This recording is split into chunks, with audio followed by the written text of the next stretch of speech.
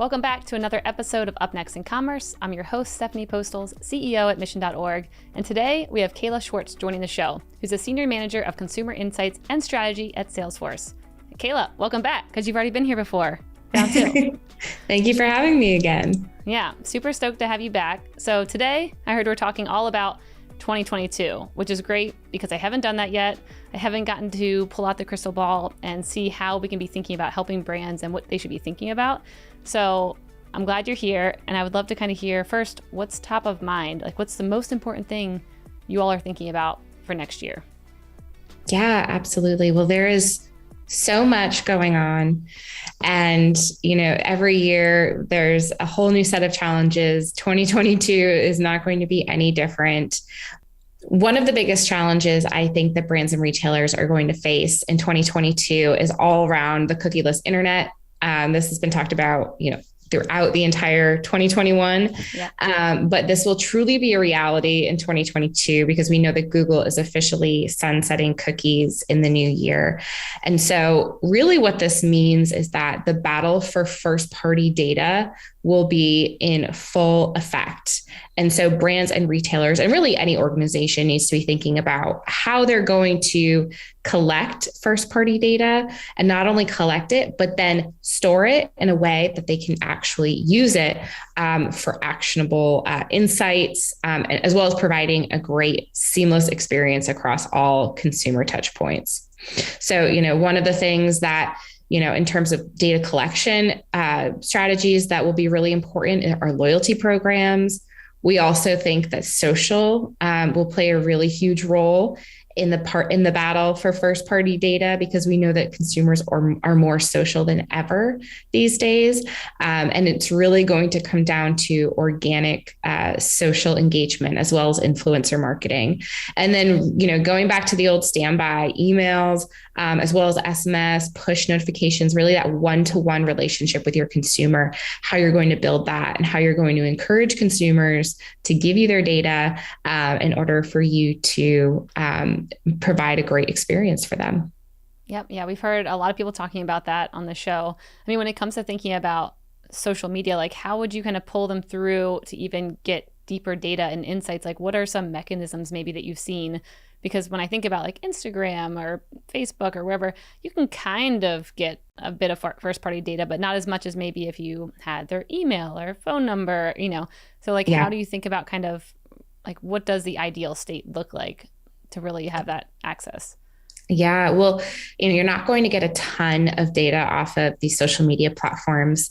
They are going to hold that quite close to the chest, but it is more about that entire journey. We know that the customer journey has around 9 touch points between discovery and purchase. So that's 9 different ways that the consumer is interacting with your brand.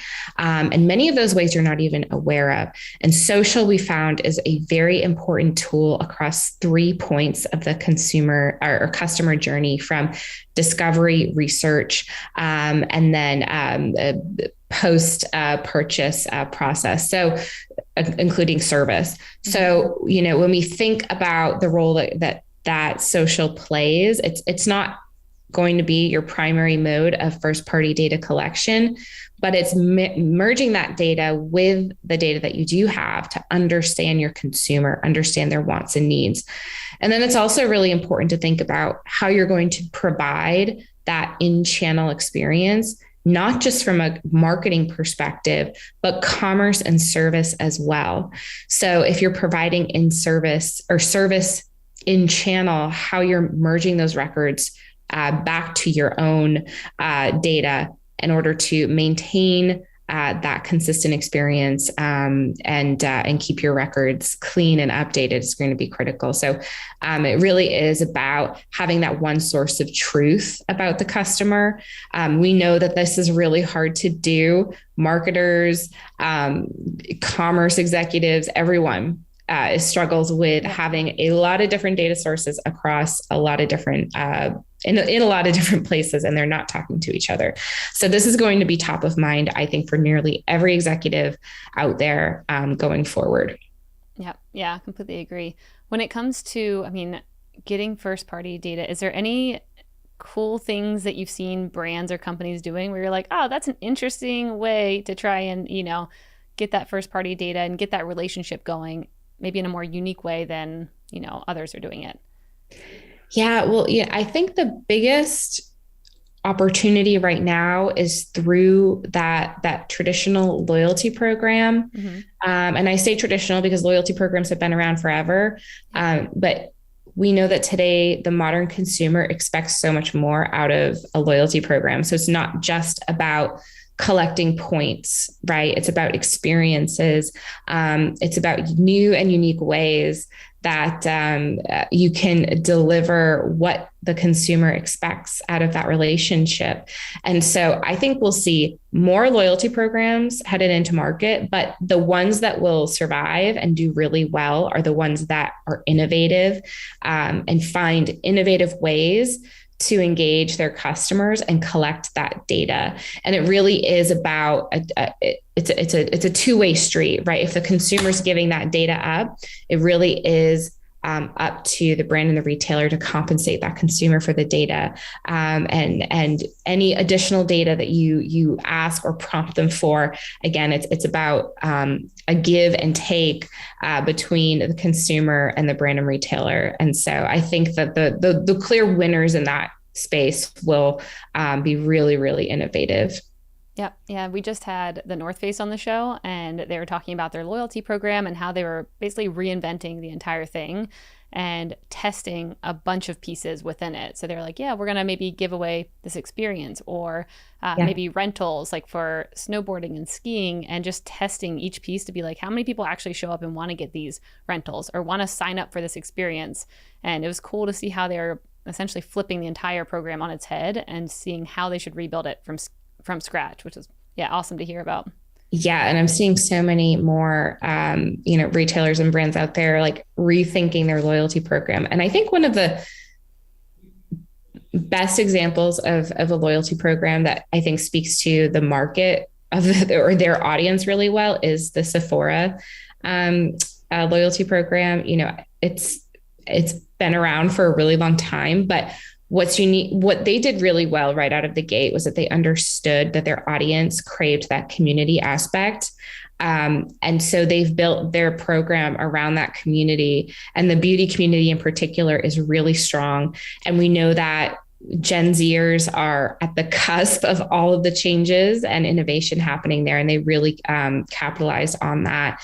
And so, we see that their consumers are so engaged, and I think it in part due to that really great loyalty program that they kicked off. So I think it's a challenge, right? Because you can't set it and leave it. It has to constantly breathe and grow. And it really is a special beast. And, it also does come down to who you serve and what's your audience, and understanding, if you do cater to that Gen Z audience, they're going to be interested in something completely different than a baby boomer or a Gen X. And so understanding those differences as well is really critical. Yeah. Yeah. I mean, especially thinking about like maybe having different loyalty programs to go to, different customer segments, and how to keep all those running at the same time and the messaging going out. I mean, but once you hit that, I mean, that feels like the end goal. Like that's winning right there. If you can have that many different things going on and have the right messaging and track the data all in one place. Goals. That's why, goals. It's going to be a lot of work, but that's why having that one source of truth on the customer record is going to be really important going forward. Yep. Cool. Okay. What else should we be thinking about in 2022? I mean, you guys have, insights into all these amazing brands that you work with. So what else are you kind of seeing is coming down the pike right now? Yeah, that's a good question. I think we left off the holiday season in a very interesting place. Growth was not aggressive as what we saw in 2020. So in 2020, we saw off the charts growth for digital commerce. 2021 holiday was much more modest. We expected that. It really is a numbers game. We didn't expect to see that massive growth as we did in 2020. But something that we did see, which was really prevalent this year, was just the economic issues that are playing a part in the overall consumer behavior, as well as how retailers and brands are responding in real time. And really the main issue right now is the supply chain. The supply chain has really been in a difficult spot since the beginning of the pandemic in 2020. It hasn't gotten better. I don't anticipate it's going to alleviate itself for a while. And we saw the inventory crisis really hit retailers this year. We saw over Cyber Week, which is the point where we see the greatest increase in new SKUs coming to market. We actually saw a 5% decline globally. So there were far fewer SKUs. And as a result, consumers saw far less or far fewer promotions. So the actual number of campaigns or promotional discounts that were being offered to consumers was less this year or fewer, as well as the average discount rate was actually a lot less aggressive than it has been in years past. So it was around 8-10% lower than in previous years. So the consumers weren't getting as great of discounts. Prices were higher. I don't see, just because holiday is over, I don't foresee those challenges going away anytime soon. So I anticipate that consumers will still continue to feel the rub of those economic issues, and retailers and brands will still have to deal with inventory crises. From a consumer perspective, even though they're technically spending more money, they're actually placing fewer orders and buying fewer items. So if these trends continue, I see that also, affecting the consumer in that regard as well. So it's going to be an interesting year from a supply chain perspective, and how brands and retailers move to mitigate those issues will certainly be front of mind, I think, for most people in the industry. Yeah. So what do you think companies should do when it comes to supply chain? Like, what's your personal opinion on how a company should be thinking about this year? Yeah, a lot of people disagree with me on this, but I really think that suppliers, manufacturers need to be thinking about how they can move their manufacturing closer to the source of demand, moving it closer to the United States or other major demand sources, I think is really going to be critical. It's also better for the environment overall to have, to shorten that supply chain process. And so I think that is really what the industry needs to be thinking about in 2022. And, people will disagree. There's a lot of processes built up overseas to support manufacturing there, but I don't foresee this resolving itself anytime soon. And I think it would be great to bring manufacturing closer to demand. Yep. Yeah. And I mean, companies like Hello Bella would agree. We just talked to them a few weeks ago, and they have a plant here in Texas operating. And that's awesome. It's interesting hearing how they were thinking about, doing that, bringing it here, why it actually might be saving money in the long term. And I was telling them, I'm like, I think you all need to, present a case study on what it looks like opening, a plant here in Texas, and what were the, decisions behind that, and how should a company be like weighing the pros and cons with it, because they were super stoked about it. They're like, we can, have 800 diapers pumping out a minute. We can change them at the drop of a hat. We can implement new designs. We can, check on everything. We're given tours of our plant. And to me, I was like, well, that's pretty inspirational. And I think a lot of brands don't know if that's even possible, which yeah. And you've got celebrities showing you the way. There you go. Kristen and Dax, go them. Exactly. And, when manufacturing moved overseas, it really was a risk reward analysis. The reward outweighed the risk. And that was many, many years ago. At this point now, that's not the case. It's riskier to have your supply chain so far away or your manufacturing so far away. We're seeing why that's the case right now. And I think a lot of people are opposed to it because, it's not the norm, But we've talked to so many customers who you just mentioned, who do have manufacturing here and really did well this year because they could make those quick changes. They didn't have to rely on the supply chain coming overseas, the ports, all of that. To some degree, yes, there is still, some material that would be shipped or parts or things like that. But for the most part, they were in control, and they had a totally different experience this past year than other companies. So it is very, very interesting. Yeah, I agree. Okay, let's hit on one more point around what should we be expecting this year? What should companies be thinking about? Your third biggest thing. So my third update it's a sneaky little change that Apple announced this fall and has completely implemented as of the end of November, which is the changes to their email privacy product, changes to their email privacy in regards to their mail app in particular. And so it really is two main things that this change does.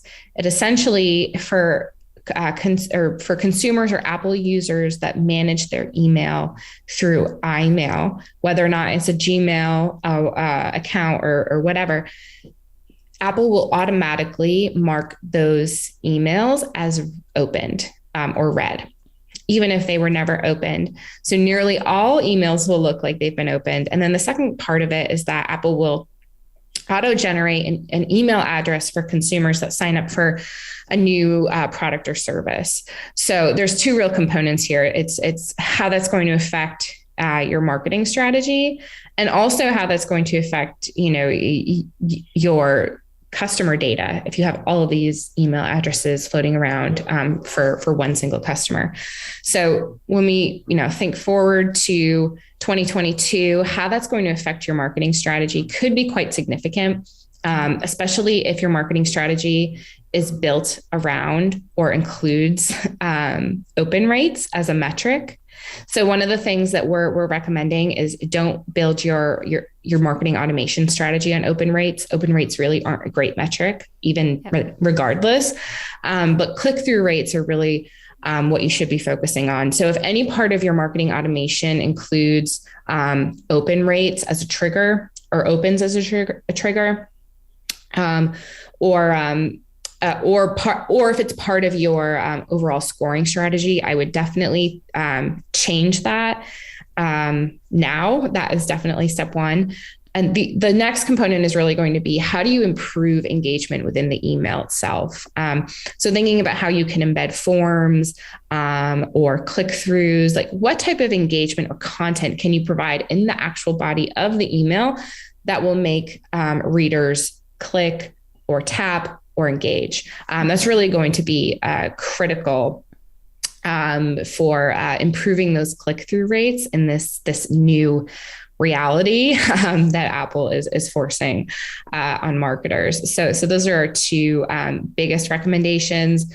The other components really around, how you're going to unify your data, which we've already talked about, especially in regards to the cookieless internet. But I think this update also is going to make that really important. So thinking about how, you're going to have that single source of truth for the customer, even if that customer has a bunch of different emails being generated for them. And so, bringing it back to that unifying data, having that one source of truth is going to be a critical theme in 2022. Yep, completely agree. Thanks for sharing that. That's very helpful, having the too long don't read version of it, because I myself did not fully dive into it. So I very much appreciate that. Caila, thank you so much for coming on here and joining us again. Until next year, when you join us again, I'm sure, where can brands stay on top of these trends, see what you all are researching and finding out? Like, where should a company go? Yeah, absolutely. Well, my recommendation is to start with our shopping index. It's a quarterly benchmark, which we offer free on the Salesforce.com website. It's got a bunch of different e-commerce metrics that we're tracking, and you can break it down by country or vertical. We've got about 10 different KPIs that we follow there, and it's trending over nine quarters. So there's a lot of data in there. So I'd start there, and then there's a lot of great follow-up resources within there as well. Love it. All right. Thanks so much. Thank you.